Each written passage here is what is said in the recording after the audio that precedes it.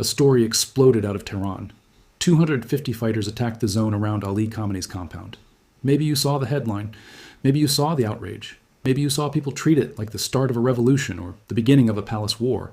But the first thing you need to understand is this. The most dramatic version of that story is still disputed. Al Jazeera reported the claim came from the MEK, while Iranian authorities rejected it, and there was no visible evidence of a massive bloody battle in the Pasteur district. So if that part is unclear, then what really happened in Tehran? This is what happened. Iran entered the phase where a story like that no longer sounds impossible.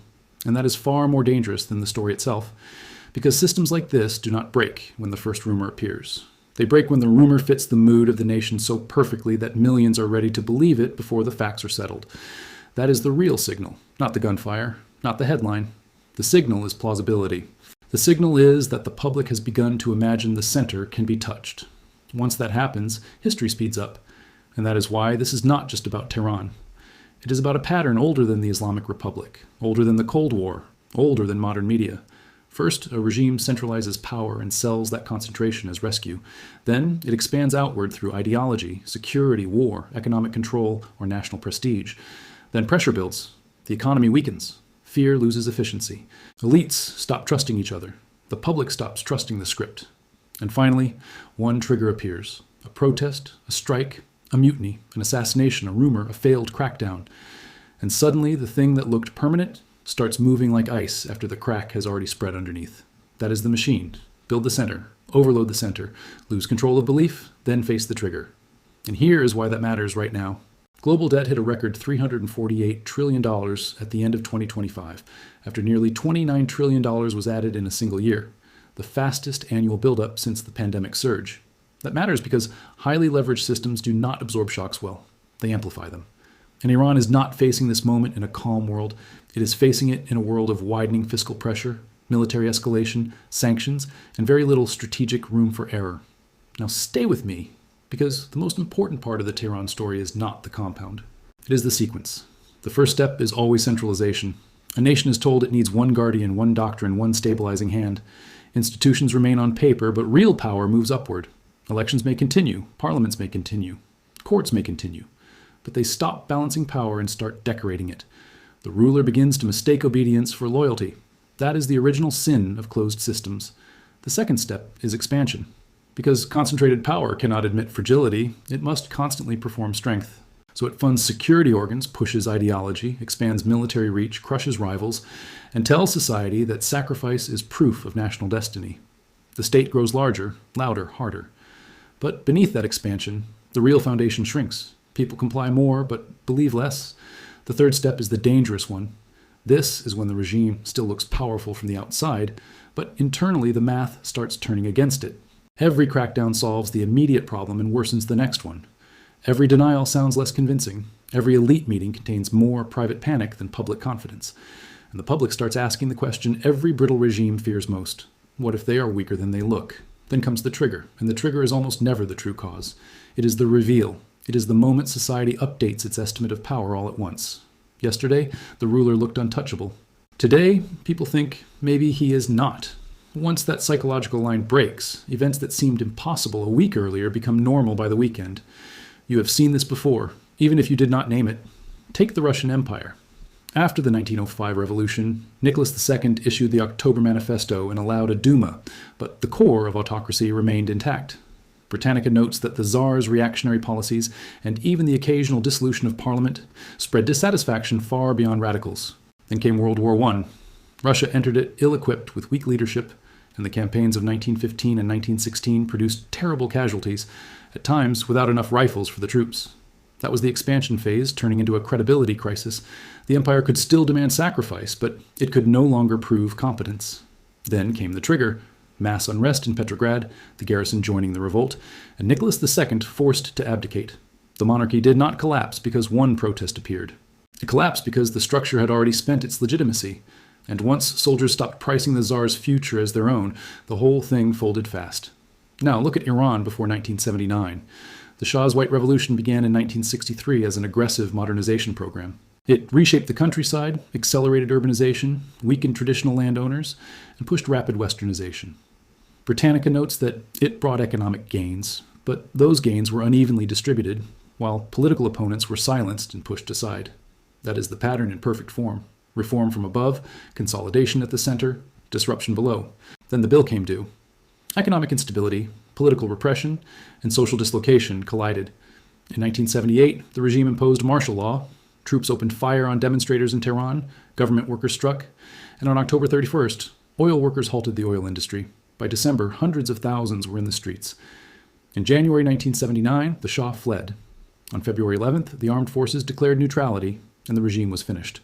The trigger was not the first protest. The trigger was the moment coercion stopped behaving like a single fist. Then, Romania under Ceausescu. Same machine, different costume. Britannica says he built a cult of personality unprecedented in Romanian history, rotated officials to prevent rival power centers, and increasingly relied on family members in key positions. That is centralized rule at maximum intensity. Then came self-destruction disguised as discipline.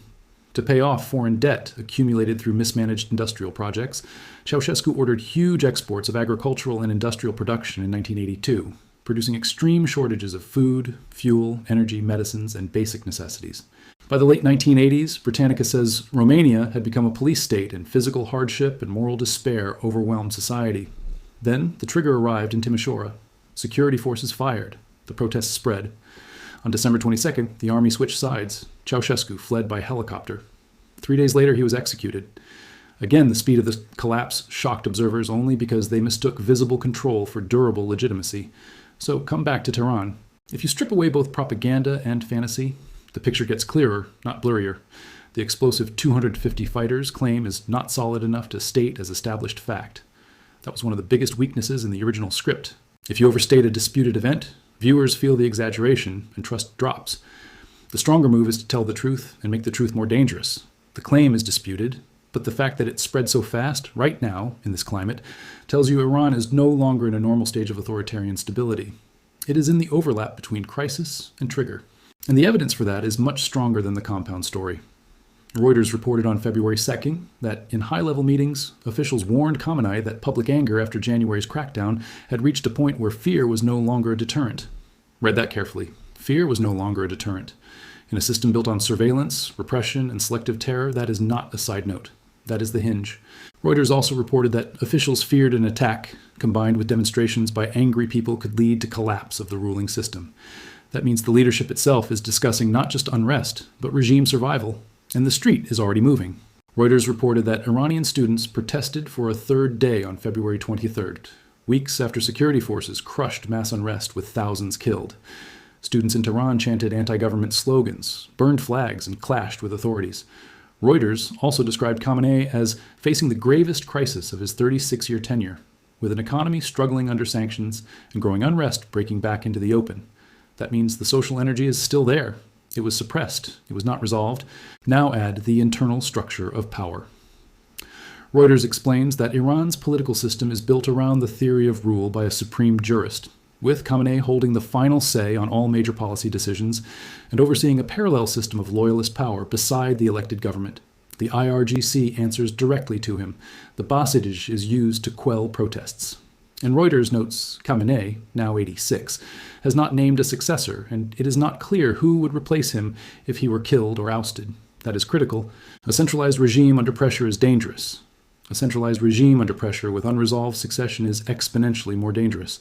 Then add the external clock.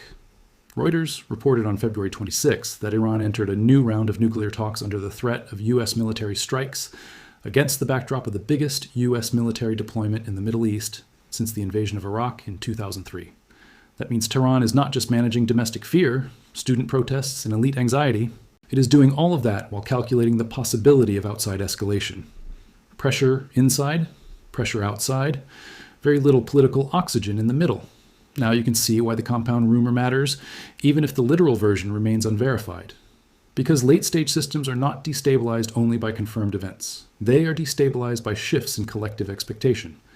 A bank run begins before the vault is empty. It begins when enough people believe other people are about to run. Political systems behave the same way. If students think the regime can be shaken, they protest differently. If insiders think succession is no longer theoretical, they maneuver differently. If security personnel think fear no longer works, they calculate differently.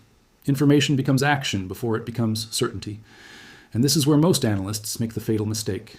They ask, did this exact thing happen exactly as claimed? That is an important journalistic question, but it is not the deepest political question. The deeper question is, why did this story become believable at this exact moment? Why now? Why this story? Why did it land? It landed because Iran's political architecture is under severe compression. It landed because the wall between rumor and plausibility has thinned.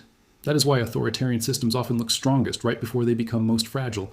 They still have prisons. They still have armed men. They still have television cameras and official statements and choreographed rallies, but they are losing control of interpretation. And once a regime stops controlling interpretation, every crackdown becomes a confession of weakness. This is also why denials matter. A denial does not just tell you what the regime rejects. It tells you what the regime is afraid people will believe. Tehran needs the public to feel that the supreme leader's space is sacred, sealed, beyond reach. It needs the center to feel metaphysical, not merely political. The day the center feels touchable, the emotional geometry of the entire regime changes. So what really happened in Tehran? A disputed story surfaced about an assault on the supreme leader's compound zone. That much is clear. But the deeper event was larger. Tehran revealed that it has entered a historical pattern seen before in failing monarchies, collapsing dictatorships and brittle ideological states. Centralized authority has reached the point where it must rely on fear more than consent. And Reuters reporting suggests even the leadership now knows fear is losing its deterrent power. That is the real event, not just unrest, not just rumor, a change in the pricing of fear. And once fear is repriced, everything moves. Protest becomes thinkable.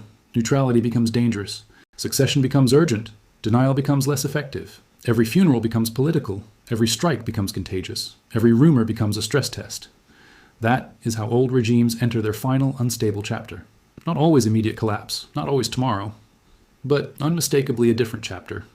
So, no, this time is different is not a serious argument. It was not different for the Romanovs because they had dynasty. It was not different for the Shah because he had oil, modernization, and foreign backing. It was not different for Ceausescu because he had the Securitate and a full police state. And it is not different for the Islamic Republic because it has the IRGC, missiles, surveillance, or decades of experience crushing dissent. Those tools can delay the trigger. They cannot repeal the sequence. And that sequence is simple. Build the center, overload the center, lose control of belief, then face the trigger. That is why you should stop watching only the spectacle and start watching the mechanism. The real signal is not just whether one firefight happened exactly as claimed. The real signal is whether the public has started imagining that the center can bleed. In Tehran, that threshold appears to be much closer than the regime wants the world to understand. So here is the takeaway. Watch the street, but watch the security forces more. Watch the speeches, but watch the succession question more. Watch the headline, but watch whether fear is still working. Because once fear stops clearing the market, events that looked impossible start arriving one after another. And if you want to understand what comes next, how the machine around the supreme leader was built, why systems like this become dependent on fear, and what the next stage looks like before the world admits it, then stay with this channel, subscribe, and watch the next video.